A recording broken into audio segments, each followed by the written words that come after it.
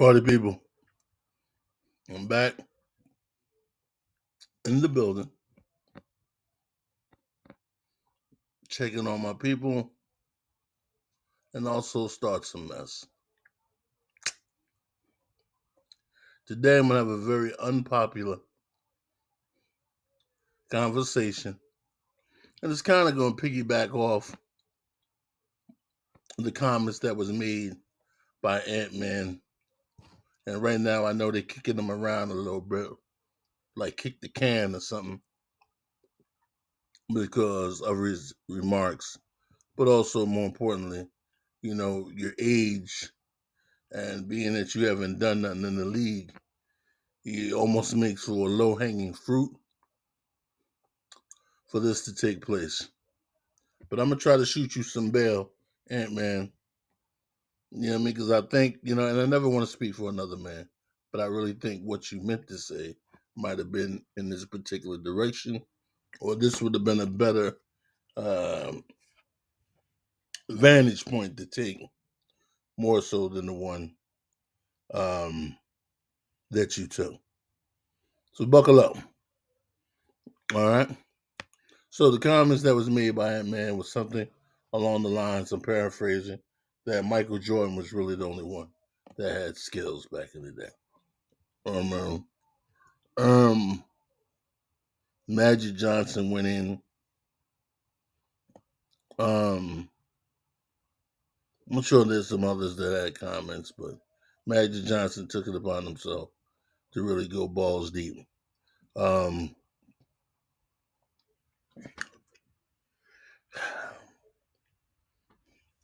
my thing is simple as this: there was dudes that had talent, and there was some that didn't. There was some that had talent, some that didn't. Some had height, others didn't. So it made things easy for you to shoot over a lot of people, which is what I'm going to dive into. My next point, very unpopular one, at that might I add.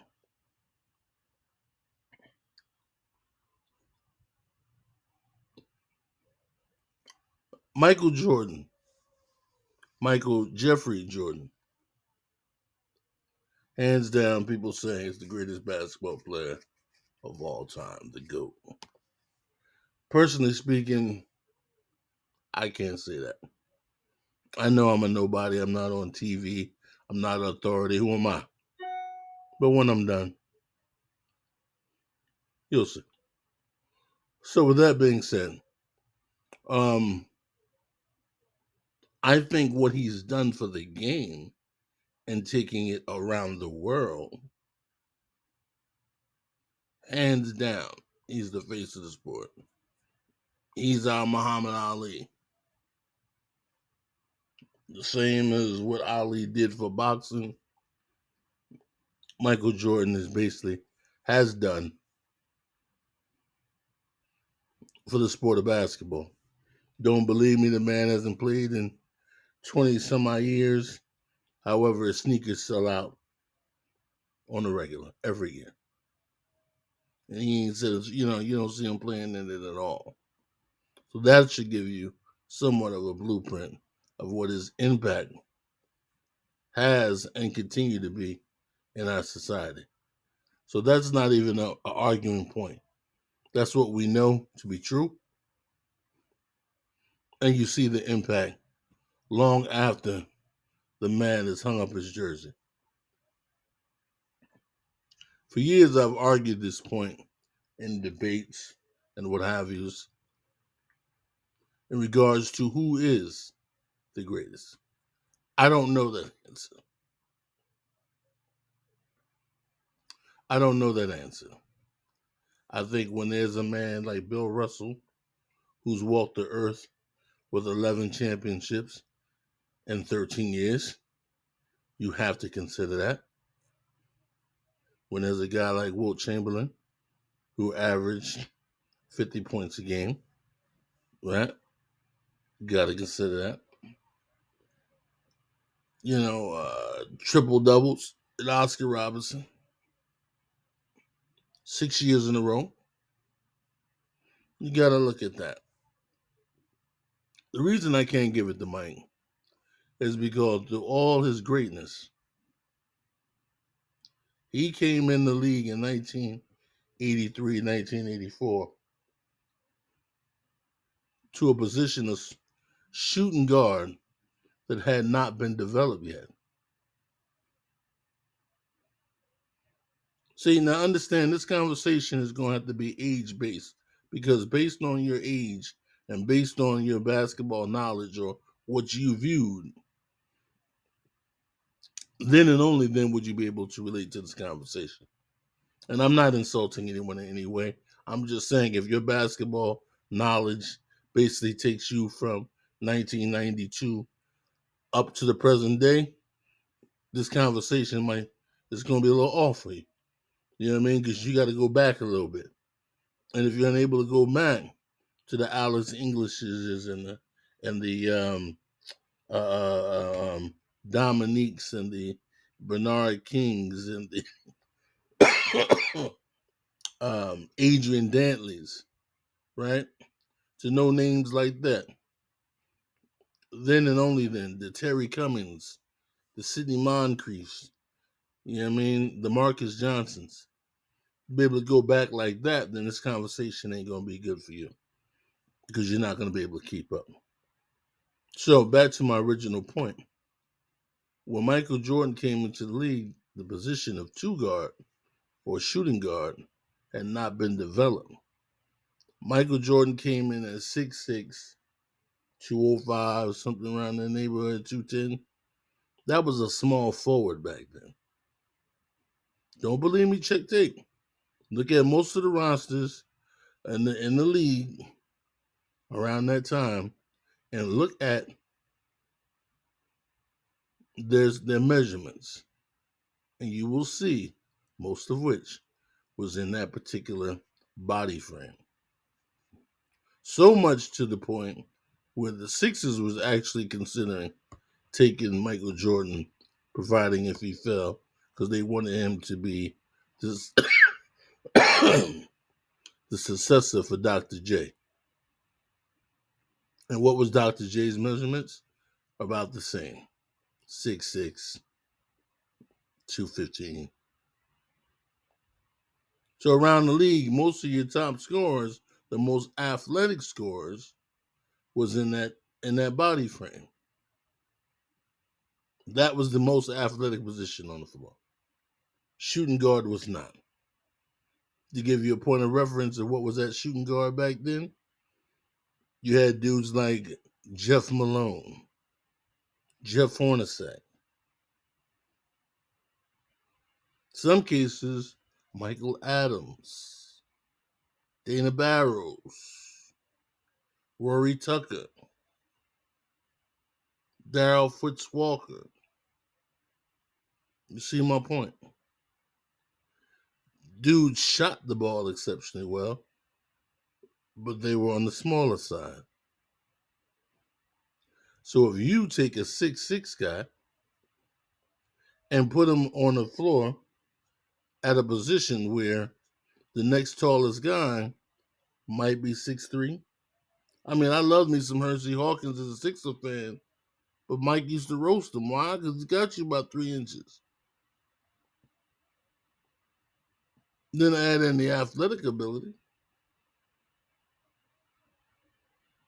So what I'm saying is, Michael Jordan did for the two guard what Magic Johnson did for the point guard at 6'9", and hasn't been done since. They still haven't caught up with the big point guard of 6'9". They haven't done it, they won't do it again. But that just goes to show you the differential in size and athletic ability. Speed, all the natural athletic traits. He ran supreme because there was no match on the floor. Now you can say, well, Doc can switch, or these other dudes can switch. Could have. You could do that a few possessions a game, but you're not going to make a living off of that. See, the reason why I say Michael Jordan isn't the GOAT is the on the same page as why you can't say Drake is the greatest of all time, especially if you have a ghostwriter. You can't be the greatest at nothing with a ghostwriter. Mike, I'm sorry. You can't be the greatest if you played a position that took 5 years to catch up. You had a 5 year lead from 84 to 89. You were shooting over the likes of John Starks, Otis Birdsong. No disrespect to these dudes. I remember in the interview you said,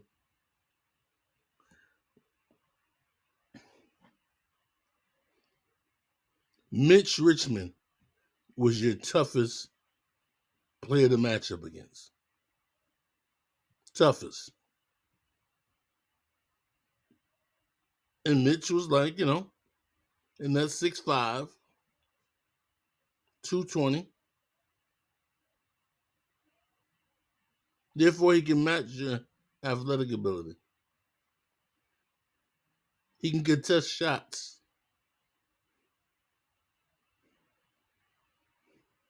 There was some there that started to get sprinkled in over time.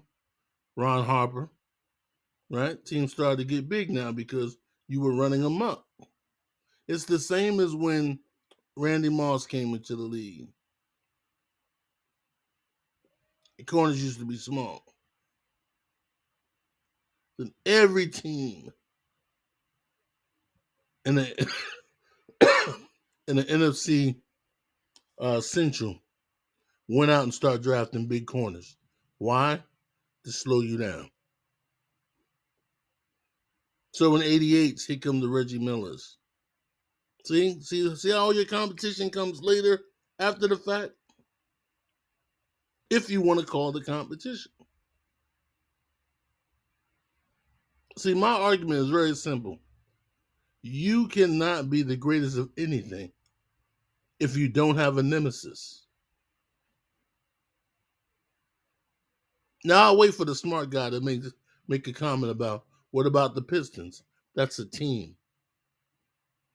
That is not a player. And then someone will take this argument even further and say, well, that lends to his greatness, that there was nobody who's equal. No one is equal until 1988. No one is of his equal till the early 90s.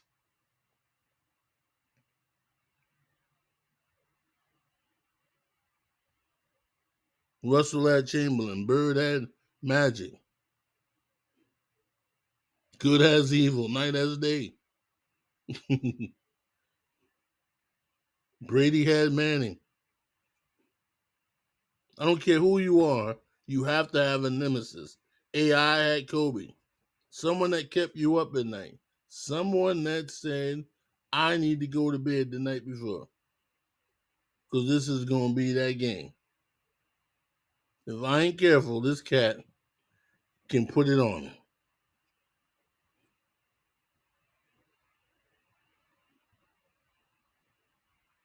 Michael Jordan never had a nemesis. Only thing the closest he had to a nemesis was Detroit and the Jordan rules.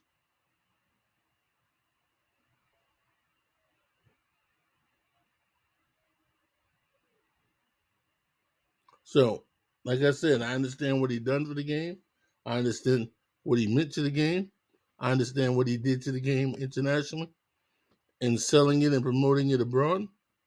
And I understand what he's done for the modern day player in terms of the guys getting these 100, 200, $300, $300 million deals and these crazy shoe contracts.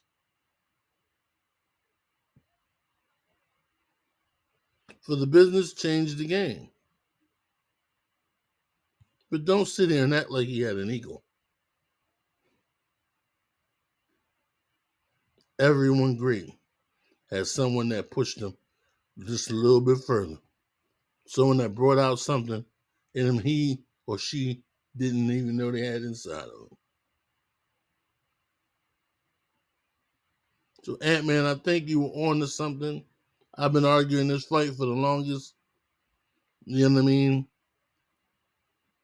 I'm not going to insult him and say he was the only one with skill, but, once again, you took a mismatch. You put a small forward at a shooting guard position that hadn't been developed. So you out there playing against dudes 6'2", 6'3", if not shorter. And wondering why you having your way with votes. I'm interested to hear what other folks got to say. Listen, man, I'm just a dude that's starting the shits. I want all the smoke. I want someone to prove me wrong. The facts are there. This ain't no make-up stuff. This stuff is there, been there. The shooting guard position didn't get developed till at least at that point started to make a turn. Ron Harper, Reggie Miller, things of that nature. And then it started to continue to make the turn into the 90s when Penny got there. And you saw what happened when Penny got hold of him.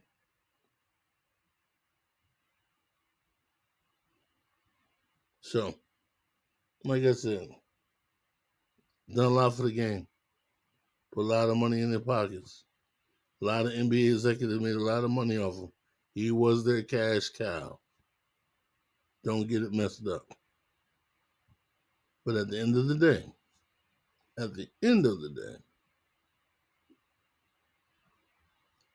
you were playing the mismatch.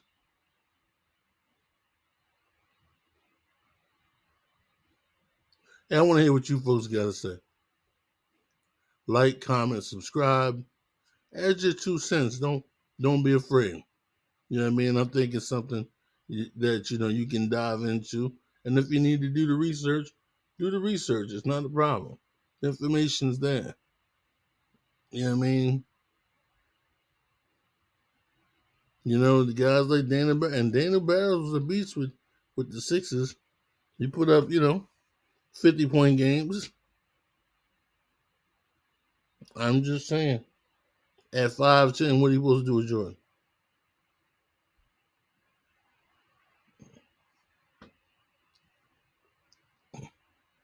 As always, party people and partying.